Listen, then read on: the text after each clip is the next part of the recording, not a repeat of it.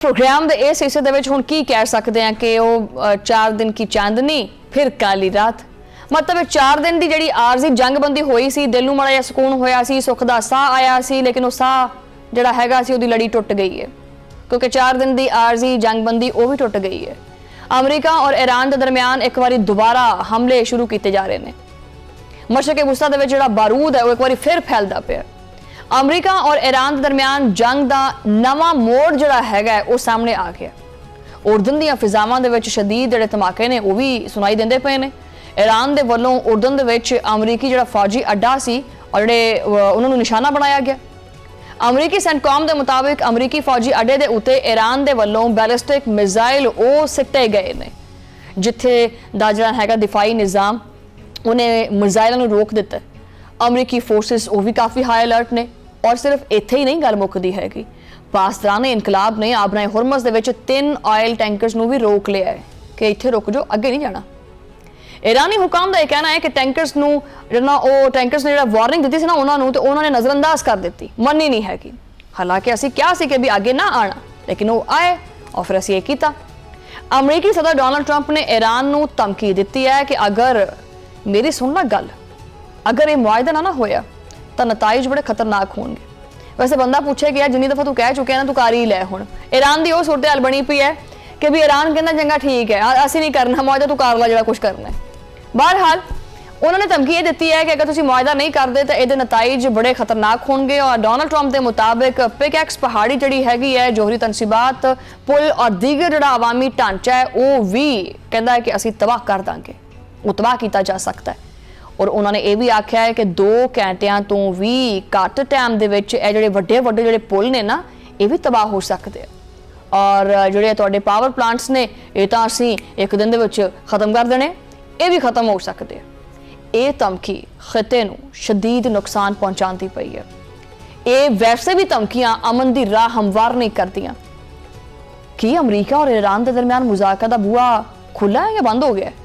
लगता है जिवें बंद जिहा हो गया कि हजे भी सफारतकारी की बजाय सिर्फ और सिर्फ बारूद ही वरसेगा। तबाही की जिहड़ी ये हल्की हल्की आहट जिहड़ी है ना वो गौर नाल सुनो, कान ला के तो सुनाई देंदी है। हुण ये जंग अमरीका और ईरान तक सिर्फ महदूद नहीं रही, बल्कि तो बहुत अरसा पहले ही वैसे फैल गई है। मशरक़े वुस्ता दे विच ये अग दा फैलना जिहड़ा ना वो शुरू हो चुकिया होया। सऊदी अरब और यमन के जिहड़े हौसी जिहड़े ने मलेशिया के दरमियान बाकायदा महाज जिहड़ा वो खुल गया।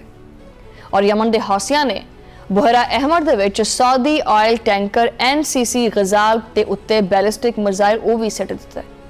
और हौसी तर्जमान का दावा किया, उन्होंने आख्या कि जी टैंकर्स ने बहरी नाकाबंदी की खिलाफवर्जी की सी और जिहड़ी वार्निंग दी गई सी उन्होंने भी उन्हें नज़रअंदाज किया। दूजे पासे खिते दे विच तवानाई की हिफाजत वास्ते सऊदी अरब और अमरीका ने आपस च हथ मिला लिया।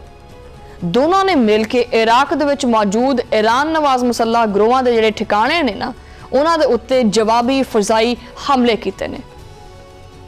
जिहड़ा ये लड़ाई झगड़ा या ये तसादुम है ना, ये सिर्फ और सिर्फ समंदर तक नहीं रहा। हुण इस समंदर तो निकल के जमीन तक पहुंच गया और जमीन के उत्ते फैलदा पिया। आखिरकार वो तो यही कह सकते कि जिहदा डर सी वो हुंदा पिया। सऊदी वजारत दफा के मुताबिक ये कार्रवाई ड्रोन हमलों के जवाब दे की गई है। और ईरान नवाज गिरोहां ने सऊदी जिहड़े तेल तनसीबात ने उन्होंने निशाना बनाने की कोशिश भी की है।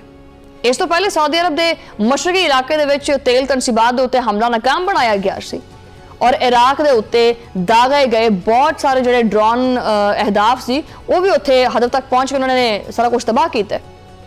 सऊदी रॉयल जिहड़ी फिजाइया है उन्हें अमरीकी फौज के नाल मिल के इराक के 4 इलाकों के उत्ते जिहड़ा है ना वो कार्रवाई की है।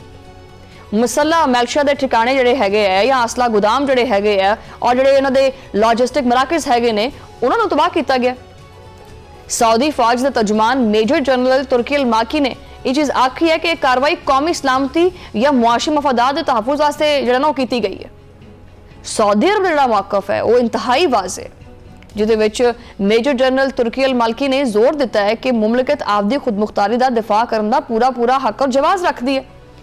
किसी भी खतरे का असीं देवांगे भरपूर जवाब। ਸਾਊਦੀ ਵਜ਼ਾਰਤ ਖਾਰਜਾ ਨੇ ਇਸ ਗੱਲ ਦੀ ਤਸਦੀਕ ਕੀਤੀ ਹੈ ਕਿ ਇਰਾਕ ਦੇ ਵਿੱਚ ਮਹਿਦੂਦ ਕਾਰਵਾਈ ਜਿਹੜੀ ਹੈ ਉਹ ਬੈਨ ਅਲ-ਅਕਵਾਮੀ ਕਵਾਨੀਨ ਔਰ ਅਕਵਾਮੇ ਮੁਤਹਦਾ ਦੇ ਚਾਰਟਰ ਦੇ ਆਰਟੀਕਲ 51 ਦੇ ਤਹਿਤ ਜਿਹੜਾ ਨਾ ਉਹ ਹੱਕ ਦਿਫਾ ਦੇ ਮੁਤਾਬਿਕ ਕੀਤੀ ਗਈ ਹੈ। ਰਿਆਜ਼ ਹਕੂਮਤ ਜਿਹੜੀ ਹੈ ਉਹਨੇ ਵਾਜ਼ਿਹ ਕੀਤਾ ਹੈ ਕਿ ਉਹ ਖਿੱਤੇ ਦੇ ਵਿੱਚ ਜਿਹੜੀ ਕਸ਼ੀਦਗੀ ਹੈ ਉਹ ਨਹੀਂ ਚਾਹੁੰਦੀ। ਉਹ ਨਹੀਂ ਚਾਹੁੰਦੇ ਕਿ ਲੜਾਈ ਝਗੜਾ ਹੋਵੇ, ਲੇਕਿਨ ਅਗਰ ਸਲਾਮਤੀ ਔਰ ਕੌਮੀ ਮਫਾਦਾਤ ਨੂੰ ਖਤਰਾ ਆ ਜਾਵੇ ਜਾਂ ਉਹਨੂੰ ਖਤਰਾ ਲਾਹਕ ਹੋ ਜਾਵੇ ਤਾਂ ਚੁੱਪ ਵੀ ਤੁਸੀਂ ਨਹੀਂ ਬੈਠ ਸਕਦੇ, ਨਾ ਚੁੱਪ ਬੈਠਿਆ ਜਾ ਸਕਦਾ। ਇਹ ਬਿਆਨ ਜਿਹੜਾ ਹੈ ਉਹ ਆਲਮੀ ਤਾਕਤਾਂ ਵਾਸਤੇ ਇੱਕ ਪੈਗਾਮ ਵੀ ਹੈ ਕਿ ਖਿੱਤੇ ਦੀਆਂ ਜਿਹੜੀਆਂ ਵੱਡੀਆਂ ਤਾਕਤਾਂ ਨੇ ਨਾ ਹੁਣ ਉਹ ਸਮਝ ਲਓ ਕਿ ਬਰਾਹ ਰਾਸਤ ਆਮਨੇ ਸਾਹਮਣੇ ਆਉਂਦੀਆਂ ਪਈਆਂ ਨੇ।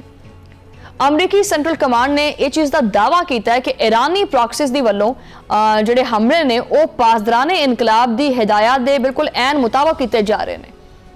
ਸੈਂਟਕੌਮ ਦੇ ਮੁਤਾਬਿਕ ਗੁਜ਼ਸ਼ਤਾ ਜਿਹੜੇ ਤਕਰੀਬਨ ਪਿਛਲੇ ਕੋਈ 72 ਘੰਟੇ ਨੇ ਉਹਨਾਂ ਦੇ ਦੌਰਾਨ ਇਰਾਕ ਤੋਂ 30 ਤੋਂ ਜ਼ਿਆਦਾ ਜਿਹੜੇ ਡਰੋਨ ਨੇ ਉਹ ਸਿੱਟੇ ਗਏ ਸੀ। ਇਹ ਗਰੋਹ ਜਿਹੜਾ ਹੈਗਾ ਉਹ ਅਮਰੀਕੀ ਫੋਰਸਿਸ ਔਰ ਸਾਊਦੀ ਤਵਾਨਾਈ ਢਾਂਚੇ ਦੇ ਉੱਤੇ ਮਜ਼ੀਦ ਹਮਲਿਆਂ ਦੀ ਤਿਆਰੀ ਵੀ ਕਰਦਾ ਪਿਆ ਸੀ। ਬਰਵਕਤ ਮੁਸ਼ਤਰਕਾ ਕਾਰਵਾਈ ਤੋਂ ਇਹਨਾਂ ਦੇ ਲੌਜਿਸਟਿਕਸ ਹਥਿਆਰਾਂ ਦੇ ਜਿਹੜੇ ਠਿਕਾਣੇ ਨੇ ਉਹ ਤਬਾਹ ਕਰ ਦਿੱਤੇ ਗਏ ਨੇ। ਅੱਛਾ, ਇਸ ਤੋਂ ਇਹ ਚੀਜ਼ ਜ਼ਾਹਿਰ ਹੁੰਦੀ ਹੈ ਕਿ ਮਸ਼ਰਕ ਵਸਤਾ ਦੀ ਜਿਹੜੀ ਲੜਾਈ ਹੈ ਨਾ ਉਹਦੀਆਂ ਜਿਹੜੀਆਂ ਖੁਫੀਆ ਡੋਰੀਆਂ ਨੇ ਨਾ ਉਹ ਤਹਿਰਾਨ ਤੋਂ ਜਿਹੜੀਆਂ ਨਾ ਉਹ ਹਿਲਾਈਆਂ ਜਾ ਰਹੀਆਂ ਨੇ। ਅਮਰੀਕੀ ਫੌਜ ਦਾ ਇਹ ਕਹਿਣਾ ਹੈ ਕਿ ਉਹ ਆਪਦੇ ਇਤਿਹਾਦ ਔਰ ਅਹਿਸਾਸਿਆਂ ਦਾ ਦਫਾ ਕਰਨ ਵਾਸਤੇ ਮੁਕੰਮਲ ਤੌਰ ਦੇ ਉੱਤੇ ਤਿਆਰ ਹੈ, ਲੇਕਿਨ ਸਵਾਲ ਇਹ ਹੈ ਕਿ ਕੀ ਡਰੋਨ ਔਰ ਮਿਜ਼ਾਈਲ ਹਮਲਿਆਂ ਦਾ ਇਹ ਸਿਲਸਿਲਾ ਇਹ ਇਦਾਂ ਹੀ ਚੱਲਦਾ ਰਹੇਗਾ? ਮਸ਼ਰਕ ਵਸਤਾ ਦਾ ਇਹ ਸ਼ਦੀਦ ਜਿਹੜਾ ਤਨਾਜ਼ਾ ਹੈ ਹੁਣ ਇੱਕ ਭਿਆਨਕ ਆਲਮੀ ਜਿਹੜਾ ਮੈਸ਼ੀ ਬੁਹਰਾਨ ਹੈਗਾ ਉਹਦੀ ਸ਼ਕਲ ਇਖਤਿਆਰ ਕਰਦਾ ਪਿਆ, ਬਲਕਿ ਨਜ਼ਰ ਤਾਂ ਆ ਰਿਹਾ ਬੜੀ ਭਿਆਨਕ ਸ਼ਕਲ ਇਖਤਿਆਰ ਹੁੰਦੀ ਪਈ ਹੈ।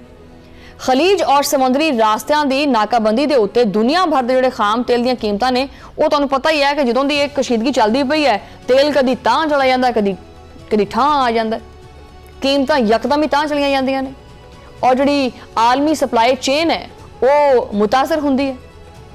ਏਸ਼ੀਆ, ਯੂਰਪ ਔਰ ਜਿਹੜਾ ਅਮਰੀਕਾ ਹੈ ਇਹਦੇ ਵਿੱਚ ਵੀ ਜਿਹੜਾ ਮਹਿੰਗਾਈ ਦਾ ਤੂਫਾਨ ਹੈ ਉਹ ਵੀ ਆ ਸਕਦਾ।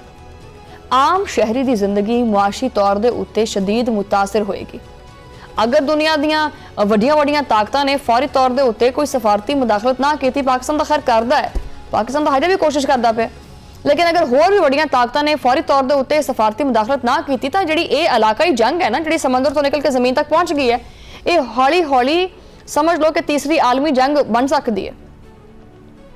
ਪਤਾ ਨਹੀਂ ਇਹ ਜੰਗ ਰੁਕਦੀ ਹੈ ਜਾਂ ਨਹੀਂ ਰੁਕਦੀ, ਇਹ ਸਵਾਲ ਤਾਂ ਹਰ ਕਿਸੇ ਦੇ ਦਿਮਾਗ ਦੇ ਵਿੱਚ ਹੈਗਾ। ਕੀ ਇਹ ਖਿੱਤਾ ਮੁਕੰਮਲ ਤੌਰ ਦੇ ਉੱਤੇ ਤਬਾਹੀ ਵੱਲ ਜਾਂਦਾ ਪਿਆ? ਦੁਨੀਆ ਜਿਹੜੀ ਹੈ ਉਹ ਇਸ ਤਬਾਹੀ ਨੂੰ ਬਰਦਾਸ਼ਤ ਕਰ ਸਕਦੀ ਹੈ? ਜਿਹੜੇ ਇਹਦੇ ਮੁਆਸ਼ੀ ਅਸਰਾਤ ਹੋਣੇ ਨੇ ਕਿ ਉਹ ਬਰਦਾਸ਼ਤ ਕਰ ਸਕਦੀ ਹੈ ਕਿ ਇੰਨੀ ਸਖਤ ਇਹਦੇ ਵਿੱਚ ਮੌਜੂਦ ਹੈਗੀ ਹੈ, ਜਾਂ ਇਹਦੇ ਉੱਤੇ ਹਜੇ ਵੀ ਬਹੁਤ ਸਾਰੇ ਮਮਾਲਿਕ ਦਾ ਕੁੱਟਾਂ ਵੱਟ ਕੇ ਬੈਠਣਾ ਜ਼ਰੂਰੀ ਹੈ? ਇੱਕ ਪਾਸੇ ਅਮਰੀਕਾ ਦੀਆਂ ਧਮਕੀਆਂ ਹੈਗੀਆਂ ਨੇ, ਦੂਜੇ ਪਾਸੇ ਈਰਾਨ ਦੇ ਮਿਜ਼ਾਈਲ ਹੈਗੇ ਨੇ, ਤੀਜੇ ਪਾਸੇ ਸਾਊਦੀ ਅਰਬ ਹੈ, ਹੌਸੀਆਂ ਦੀ ਜੰਗ ਹੈ, ਚੌਥੇ ਪਾਸੇ ਇਰਾਕ ਹੈ ਜਿਹੜਾ ਕਿ ਮੈਦਾਨੇ ਜੰਗ ਜਿਹੜਾ ਬਣਦਾ ਜਾ ਰਿਹਾ ਹੈ। ਹਰ ਨਵਾਂ ਦਿਨ ਹਰ ਇੱਕ ਨਵਾਂ ਮਹਾਜ਼ ਇੱਕ ਨਵਾਂ ਹੀ ਕੱਟਾ ਖੋਲਦਾ ਜਾ ਰਿਹਾ ਹੈ। ਆਲਮੀ ਬਰਾਦਰੀ ਦੀਆਂ ਨਜ਼ਰਾਂ ਹਜੇ ਵੀ ਇਸੇ ਖਿੱਤੇ ਦੇ ਉੱਤੇ ਨੇ ਕਿ ਸ਼ਾਇਦ ਇਸ ਖਿੱਤੇ ਦੇ ਵਿੱਚ ਸਕੂਨ ਹੋਏਗਾ ਤੇ ਆਸੇ-ਪਾਸੇ ਸਕੂਨ ਹੋਏਗਾ। ਤੇਲ ਦੀਆਂ ਜਿਹੜੀਆਂ ਆਲਮੀ ਮੰਡੀਆਂ ਨੇ ਉਹ ਹਰ ਵੇਲੇ ਉਹਨਾਂ ਦਾ ਸਾਹ ਉੱਤੇ ਥੱਲੇ ਹੁੰਦਾ ਰਹਿੰਦਾ ਹੈ। ਆਪਨੇ ਹੁਰਮਜ਼ ਜੋ ਕਿ ਦੁਨੀਆ ਦੀ ਤਰਸੀ ਜਿਹੜਾ ਤੇਲ ਰਸਦ ਕਰਨ ਦੀ ਜਿਹੜੀ ਸ਼ਾਰਗ ਹੈ ਉਹ ਹੁਣ ਖਤਰੇ ਦੇ ਵਿੱਚ ਹੈ ਔਰ ਅਗਰ ਇਹ ਵੀ ਰਾਸਤਾ ਬੰਦ ਹੁੰਦਾ ਹੈ ਤਾਂ ਇਹਦੇ ਅਸਰਾਤ ਸਿਰਫ ਔਰ ਸਿਰਫ ਇਹਨਾਂ ਦੋ ਮੁਲਕਾਂ ਦੇ ਉੱਤੇ ਨਹੀਂ ਪੈਂਦੇ, ਸਿਰਫ ਮਸ਼ਰਕ ਵਸਤਾ ਤੱਕ ਮਹਦੂਦ ਨਹੀਂ ਰਹਿੰਦੇ, ਬਲਕਿ ਪੂਰੀ ਦੁਨੀਆ ਦੀ ਜਿਹੜੀ ਮਈਸ਼ਤ ਹੈ ਉਹ ਆਬਵੀਅਸਲੀ ਮੁਤਾਸਰ ਹੁੰਦੀ ਹੈ। ਆਮ ਸ਼ਹਿਰੀ ਇਸ ਜੰਗ ਦੇ ਕਰਕੇ ਜਿਹੜਾ ਨਾ ਉਹ ਬਹੁਤ ਵੱਡੀ ਕੀਮਤ ਦਿੰਦਾ ਪਿਆ। ਉਰਦਨ ਦੇ ਆਸਮਾਨਾਂ ਦੇ ਉੱਤੇ ਜਿਹੜਾ ਨਾ ਉਹ ਧਮਾਕੇ ਹੁੰਦੇ ਪਏ ਆ, ਇਰਾਕ ਦੇ ਸ਼ਹਿਰਾਂ ਦੇ ਵਿੱਚ ਜਿਹੜਾ ਨਾ ਉਹ ਫਜ਼ਾਈ ਹਮਲੇ ਹੁੰਦੇ ਪਏ ਆ, ਬਹਰਾ ਅਹਿਮਰ ਦੇ ਵਿੱਚ ਟੈਂਕਰਸ ਦੇ ਉੱਤੇ ਹਮਲੇ ਹੁੰਦੇ ਪਏ ਆ। ਮਤਲਬ ਹਰ ਪਾਸੇ ਜਿਹੜਾ ਨਾ ਉਹ ਹਰ ਦਿਨ ਇੱਕ ਨਵਾਂ ਖੌਫ ਜਿਹੜਾ ਮਿਲਦਾ ਹੈ, ਹਰ ਪਾਸੇ ਇੱਕ ਗੈਰ ਯਕੀਨੀ ਦੀ ਸੂਰਤ ਹਾਲ ਹੈ।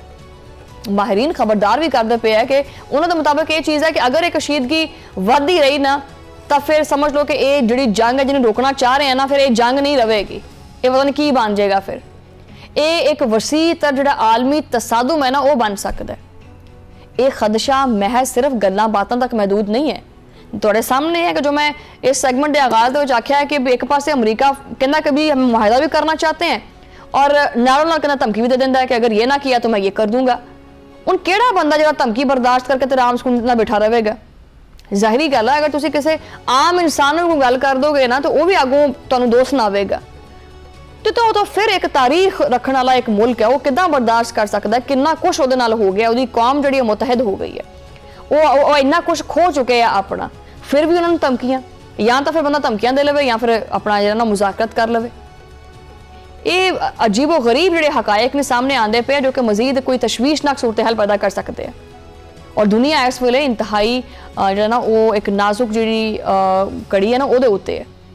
ਸਫਾਰਤਕਾਰੀ ਦਾ ਦਰਵਾਜ਼ਾ ਜਿਹੜਾ ਹੈ ਨਾ ਉਹ ਤਾਂ ਸ਼ੁਕਰ ਹੈ ਕਿ ਹਜੇ ਮੁਕੰਮਲ ਤੌਰ ਤੇ ਬੰਦ ਨਹੀਂ ਹੋਇਆ, ਮਤਲਬ ਬੰਦ ਹੋਇਆ ਪਿਆ ਮगर ਮਾੜੀ ਜੀ ਝਰੀਟ ਉਹਦੇ ਵਿੱਚ ਹੈਗੀ ਹੈ ਕਿ ਮੁਕੰਮਲ ਤੌਰ ਤੇ ਲੌਕ ਨਹੀਂ ਲੱਗਿਆ ਹੈਗਾ। ਵਕਤ ਜਿਹੜਾ ਉਹ ਤੇਜ਼ੀ ਨਾਲ ਹੱਥੋਂ ਨਿਕਲਦਾ ਪਿਆ, ਹਰ ਲੰਘਦਾ ਹੋਇਆ ਦਿਨ ਅਮਨ ਦੇ ਇਮਕਾਨਾਤ ਨੂੰ ਕਮਜ਼ੋਰ ਕਰਦਾ ਪਿਆ। ਇਹ ਸਿਰਫ ਮਸ਼ਰਕ ਵਸਤਾ ਦੀ ਜੰਗ ਨਹੀਂ ਹੈਗੀ, ਇਹ ਪੂਰੀ ਇਨਸਾਨੀਅਤ ਦੇ ਅਮਨ ਦਾ ਇਮਤਿਹਾਨ ਵੀ ਹੈ। ਅਗਰ ਤੁਸੀਂ ਦੇਖੋ ਤਾਂ ਪੂਰੀ ਦੁਨੀਆ ਦੇ ਉੱਤੇ ਕੋਈ ਨਾ ਕੋਈ ਜਿਹੜੀਆਂ ਝੜਪਾਂ ਨੇ ਨਾ ਇਸ ਵੇਲੇ ਵੀ ਚੱਲਦੀਆਂ, ਮਸ਼ਰਕ ਵਸਤਾ ਵਿੱਚ ਚੱਲਦੀਆਂ ਪਈਆਂ ਨੇ, ਫਲਸਤੀਨ ਵਾਲਾ ਤੁਸੀਂ ਏਰੀਆ ਦੇਖ ਲਓ ਉੱਥੇ ਚੱਲਦੀਆਂ ਪਈਆਂ ਨੇ, ਮਤਲਬ ਕਿਤੇ ਵੀ ਦੇਖ ਲਓ ਤੁਸੀਂ, ਯੂਕਰੇਨ ਵਾਲਾ ਮਸਲਾ ਅਲੱਗ ਚੱਲਦਾ ਪਿਆ। ਹਰ ਪਾਸੇ ਜਿਹੜੀ ਦੁਨੀਆ ਹੈ ਨਾ ਉਹਦੇ ਉੱਤੇ ਕਸ਼ੀਦਗੀ ਹਜੇ ਤੱਕ ਚੱਲਦੀ ਪਈ ਹੈ। ਲੇਕਿਨ ਇਸ ਸਾਰੀ ਕਸ਼ੀਦਗੀ ਨੂੰ ਮੁਜ਼ਾਕਰਤ ਦੇ ਜ਼ਰੀਏ ਹੱਲ ਕੀਤਾ ਜਾ ਸਕਦਾ। ਉਹ ਦੇਖਣਾ ਇਹੀ ਹੈ ਕਿ ਆਲਮੀ ਤਾਕਤਾਂ ਮੁਜ਼ਾਕਰਤ ਦੀ ਟੇਬਲ ਦੇ ਉੱਤੇ ਕੀ ਵਾਪਸ ਦੁਬਾਰਾ ਆਉਂਦੀਆਂ ਜਾਂ ਨਹੀਂ ਆਉਂਦੀਆਂ। ਜਿਹੜੇ ਹਾਲਾਤ ਨਜ਼ਰ ਆ ਰਹੇ ਨੇ ਤਾਂ ਇਹ ਹੀ ਨੇ ਕਿ ਅੱਗ ਹਰ ਪਾਸੇ ਫੈਲਦੀ ਪਈ ਹੈ। ਹਰ ਨਵਾਂ ਦਿਨ ਜਿਹੜਾ ਉਹ ਨਵੀਂ ਖਬਰ ਸੁਣਾ ਦਿੰਦਾ ਹੈ। ਆਈਏ ਤੁਹਾਨੂੰ ਮੈਂ ਪਿਛਲੇ ਪ੍ਰੋਗਰਾਮ 'ਚ ਦੱਸਿਆ ਸੀ ਕਿ ਵੀ ਸ਼ੁਕਰ ਹੈ ਕਿ ਜਿਹੜਾ ਨਾ ਉਹ ਜੰਗ ਥੋੜੀ ਦੇਰ ਵਾਸਤੇ ਰੁਕ ਗਈ ਹੈ, ਲੇਕਿਨ ਅੱਜ ਮੈਂ ਖਬਰ ਇਹ ਬ੍ਰੇਕ ਕਰ ਰਹੀ ਹਾਂ ਕਿ ਨਹੀਂ, ਦੁਬਾਰਾ ਸ਼ੁਰੂ ਹੋ ਗਈ ਹੈ। ਮਤਲਬ ਅਮਰੀਕਾ ਔਰ ਈਰਾਨ ਇਸ ਵੇਲੇ ਇੱਕ ਦੂਜੇ ਦੇ ਉੱਤੇ ਜਿਹੜਾ ਇਤਮਾਦ ਹੈ ਨਾ ਉਹਦਾ ਬੜਾ ਫੁਕਦਾਨ ਹੈ। ਇਤਮਾਦ ਨਹੀਂ ਹੋ ਰਿਹਾ, ਭਰੋਸਾ ਨਹੀਂ ਹੋ ਰਿਹਾ। ਔਰ ਭਰੋਸਾ ਕਿਉਂ ਨਹੀਂ ਹੋ ਰਿਹਾ? ਕਿਉਂਕਿ ਜਿਹੜੀ ਇਹ ਲਫ਼ਜ਼ੀ ਗੋਲਾਬਾਰੀ ਹੈ ਨਾ ਇਹ ਵੀ ਨਹੀਂ ਬੰਦ ਹੁੰਦੀ ਪਈ, ਕਿਉਂਕਿ ਮਜ਼ਾਇਲ ਤਾਂ ਫਿਰ ਵੀ ਰੁਕ ਗਏ ਸੀ ਕੁਝ ਟਾਈਮ ਵਾਸਤੇ, ਲੇਕਿਨ ਲਫ਼ਜ਼ੀ ਗੋਲਾਬਾਰੀ ਉਹ ਮੁਸਲਸਲ ਜਾਰੀ ਰਹੀ। ਤੇ ਇਸ ਲਫ਼ਜ਼ੀ ਗੋਲਾਬਾਰੀ ਨੂੰ ਬੰਦ ਕਰਕੇ ਕੋਈ ਅੱਛੀ ਔਰ ਅਮਨ ਦੀ ਅਗਰ ਗੁਫ਼ਤਗੂ ਕੀਤੀ ਜਾਵੇ ਤਾਂ ਮੇਰੇ ਖਿਆਲ 'ਚ ਦੋਨੋਂ ਫਰੀਕੈਂਡ ਜਿਹੜੇ ਨੇ ਉਹ ਟੇਬਲ ਦੇ ਉੱਤੇ ਆ ਕੇ ਬਹਿ ਕੇ ਗੱਲਬਾਤ ਕਰ ਸਕਦੇ ਔਰ ਕਿਸੇ ਇੱਕ ਚੀਜ਼ ਦੇ ਉੱਤੇ ਮੁੱਤਫਿਕ ਵੀ ਹੋ ਸਕਦੇ ਆ, ਜੋ ਕਿ ਹੋਣਾ ਵੀ ਚਾਹੀਦਾ ਹੈ।